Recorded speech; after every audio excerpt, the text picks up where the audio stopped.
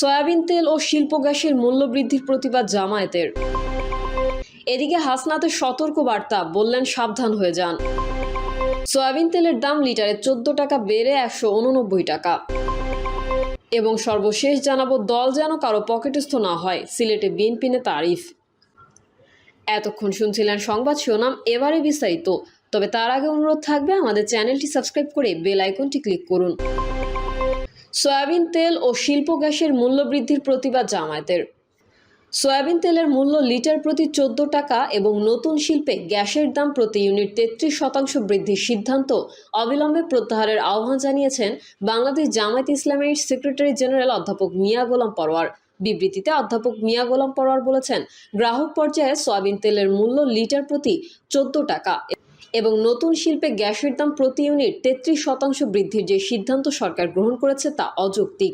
নতুন শিল্পে প্রতি ইউনিট গ্যাসের দাম 33% বৃদ্ধির ফলে নতুন শিল্পে প্রতি ইউনিট গ্যাসের মূল্য এখন 30 টাকার পরিবর্তে 40 টাকা পরিশোধ করতে হবে। সরকারের এই সিদ্ধান্ত নতুন শিল্প উদ্যোক্তাদের আশাহত করেছে। তিনি বলেন, 5 আগস্টের রাজনৈতিক পট পরিবর্তনের পরে দেশের অর্থনীতিতে সুবাতাস বইছে। দেশের শিল্প উদ্যোক্তাদের মধ্যেও আশার সঞ্চার হয়েছে। বিগত সরকারের শাসন আমলে শিল্পবান্ধব পরিবেশ না থাকায় নতুন শিল্প গড়ে ওঠেনি। বর্তমানে অনেকেই নতুন শিল্প কারখানা স্থাপনের উদ্যোগ নিয়েছে। এমত অবস্থায় নতুন শিল্পে গ্যাসের দাম 33% বৃদ্ধির সিদ্ধান্ত সরকারের অপরিণামদর্শিতা ছাড়া আর কিছুই নয়। এতে নতুন উদ্যোক্তারা নিরুৎসাহিত হবে। তাই নতুন শিল্প বিকাশের স্বার্থে সরকারের এই সিদ্ধান্ত প্রত্যাহার করা উচিত।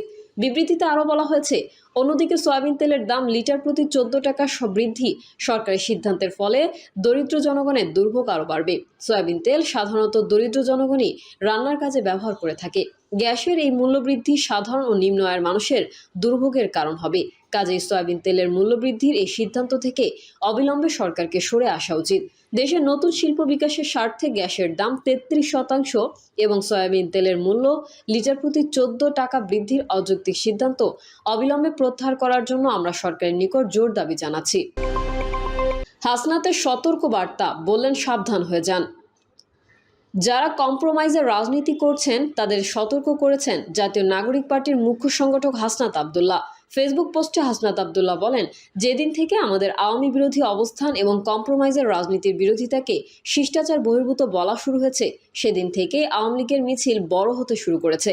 যারা কম্প্রোমাইজের রাজনীতি করছেন তাদের সতর্ক করে হাসনাত বলেন, অতি শিগগিরই আওয়ামী লীগ নিয়ে নতুন সিদ্ধান্তে আসুন, না হলে আপনারা করবেন কম্প্রোমাইজের রাজনীতি আর আমি করব শিষ্টাচার বহির্ভূত আচরণ।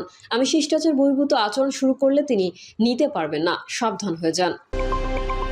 সয়াবিন তেলের দাম লিটারে 14 টাকা বেড়ে 189 টাকা। প্রতি লিটার বোতলজাত সয়াবিন তেলের দাম 14 টাকা বেড়ে 189 টাকা নির্ধারণ করা হয়েছে। এছাড়া খোলা তেলের লিটার 169 টাকা ও পাম তেলের লিটার নির্ধারণ করা হয়েছে 149 টাকা। মঙ্গলবার দুপুরে সচিবালয়ে বাণিজ্য মন্ত্রণালয়ের সম্মেলন কক্ষে ভোজ্য তেলের আমদানি ও সরবরাহ সহ সার্বিক বিষয়ে পর্যালোচনা সংক্রান্ত সভা শেষে সাংবাদিকদের এই কথা জানান বাণিজ্য উপদেষ্টা শেখ বসির উদ্দিন। এর আগে গত রোববার সয়াবিন তেলের দাম লিটারে 14 টাকা ও পাম তেলের দাম 12 টাকা বাড়ানোর ঘোষণা দেয় Bangladesh vegetable oil refiners and Vanaspati manufacturers association. সেই নির্ধারিত দাম মেনে নেওয়ার কথা জানায় বাণিজ্য মন্ত্রণালয়। এরই ধারাবাহিকতায় একদিন পরেই একই দাম ঘোষণা করে সরকার। বাণিজ্য সচিবের কক্ষে ভোজ্য তেলের ব্যবসায়ীদের সঙ্গে বৈঠক করার পর উপদেষ্টা বসির উদ্দিন সাংবাদিকদের ব্রিফিং করে দাম বাড়ানোর কথা জানান। তিনি জানান, নতুন দাম অনুযায়ী প্রতি লিটার বোতলজাত সয়াবিন তেল কিনতে খরচ করতে হবে 189 টাকা, যা আগে ছিল 175 টাকা। 5 লিটার সয়াবিন তেলের বোতলের নতুন দাম নির্ধারণ করা হয়েছে 922 টাকা, যা ছিল আগে 852 টাকা। বোতলজাত তেলের পাশাপাশি খোলা সয়াবিন ও পাম তেলের নতুন দাম হবে প্রতি লিটারে 169 টাকা, যা ছিল 157 টাকা। এর আগে ঈদের ছুটির পর 6 এপ্রিল ও 8 এপ্রিল তেলের দাম বৃদ্ধি নিয়ে 2 দফা বৈঠক করা হয়েছিল, তবে ওই সময় কোনো সিদ্ধান্ত হয়নি। এরপর ভোজ্য তেল উৎপাদনকারী প্রতিষ্ঠানগুলোর সংগঠন প্রতি লিটার সয়াবিন তেলের দাম 14 টাকা বাড়ানোর ঘোষণা দেয় 13 এপ্রিল। ওই বিজ্ঞপ্তিতে ঘোষণার পরপর থেকেই নতুন দর কার্যকর হবে জানায় সংগঠনটি। তবে এই ঘোষণার পরপরই বৈঠকের জন্য ডাকা হয় ব্যবসায়ীদের। বাণিজ্য মন্ত্রণালয় থেকে তলব করে চিঠি পাঠিয়ে টিকে মেঘনা সিটি গ্রুপের প্রতিনিধিদের ওই বৈঠকে উপস্থিত থাকার জন্য বলা হয়েছিল। চিঠি পাঠানো হয় ট্যারিফ কমিশনের চেয়ারম্যান এবং ভোজ্য তেল কারখানা মালিক সমিতির সভাপতির কাছেও। সেই অনুযায়ী আজ তৃতীয় দফায় বৈঠক হলো, যেই বৈঠকে ব্যবসায়ীদের দাবি মেনে দাম বাড়ানো হলো। Vegetable oil refiners and Vanaspati manufacture association এই দামটাই রোববার দিন প্রেস বিজ্ঞপ্তির মাধ্যমে হিসেবে গণমাধ্যমে দিয়েছে। তাহলে সরকারের সঙ্গে তাদের আগে কোনো যোগাযোগ হয়নি? এমন প্রশ্নের জবাবে বাণিজ্য উপদেষ্টা বলেন, এটা তারা করতে পারে না। তারা ট্যারিফ কমিশনে আবেদন করবেন, যেহেতু এটা নিত্যপণ্য হিসেবে স্বীকৃত, সরকারই এর দাম নির্ধারণ করে। ওনাদের এই কাগজের কোনো বেয়ারিং নাই। আমাদের ভোক্তা অধিকার নিশ্চয়ই এই বিষয়ে ব্যবস্থা নেবে। তিনি বলেন, আমাদের যে রাজস্ব অব্যাহতি চালু ছিল সেটা গত মাসের 30 তারিখ শেষ হয়েছে। এছাড়া আমরা বিভিন্ন বিশ্লেষণ করতে একটু সময় বেশি নিয়ে ফেলেছি। এটা অস্বীকার করার কিছু নেই, কারণ আন্তর্জাতিক মূল্য, আমাদের প্রতিযোগী অবস্থান এবং আমাদের রাজস্ব অব্যাহতি কোনো রকমে আরও একটু প্রলম্বিত করতে পারি কিনা সেই প্রচেষ্টা আমরা করেছি। কিন্তু আমরা দেখতে পেলাম অতিরিক্ত এই টাকাটা সরকারের পক্ষে দেওয়া এই মুহূর্তে সংবেদনশীল, সেজন্য আমরা কর অব্যাহতি আর দিচ্ছি না। শেখ বসিরউদ্দিন বলেন, আমাদের মূল্যস্ফীতি নিয়ন্ত্রণের মধ্যে আছে। আমাদের যে সংস্কারের সমন্বিত ব্যয়, সেখানে একটা সংসারে যদি 5 লিটার তেল লাগে তাহলে মাসে 70 টাকা মূল্য বাড়বে। এ টাকা এই সামগ্রিক যে পণ্যমূল্য, এতে কিছুটা সহনীয় হবে। হয়তো এটা ভর বহন করতে হবে ভোক্তাকে। একটা পণ্যের মাসিক 70 টাকা বাড়বে বলে আমার ধারণা। যদি আমরা 1 লিটার তেল মাথাপিছু ধরে 5 জনের সংসারে 5 লিটার তেল হিসাব করি, বাজার নিয়ন্ত্রণে কি করা হবে জানতে চাইলে তিনি বলেন, গত রমজানে আমরা সবাই সমন্বিতভাবে কাজ করে বাজার স্থিতিশীল রাখার ব্যবস্থা করেছি। একই সঙ্গে সরবরাহ ব্যবস্থাকে উন্নত করার মাধ্যমে এই ব্যবস্থা করার চেষ্টা করেছি। সামনে আমরা একই পদ্ধতি অনুসরণ করব, যেহেতু এটা কার্যকর ছিল। দল যেন কারো পকেটস্থ না হয়, সিলেটে বিএনপি নেতা আরিফ। বিএনপি চেয়ারপারসনের উপদেষ্টা ও সিলেট সিটি কর্পোরেশনের সাবেক মেয়র আরিফুল হক চৌধুরী বলেছেন, দল যেন কারো পকেটস্থ না হয়। নববর্ষে এটা আমাদের অঙ্গীকার করতে হবে। শুধু তারেক রহমানের জন্য আমরা বিএনপিকে ঐক্যবদ্ধ দেখতে চাই। দলের মধ্যে কোনো বিশৃঙ্খলা বরদাস্ত করা হবে না।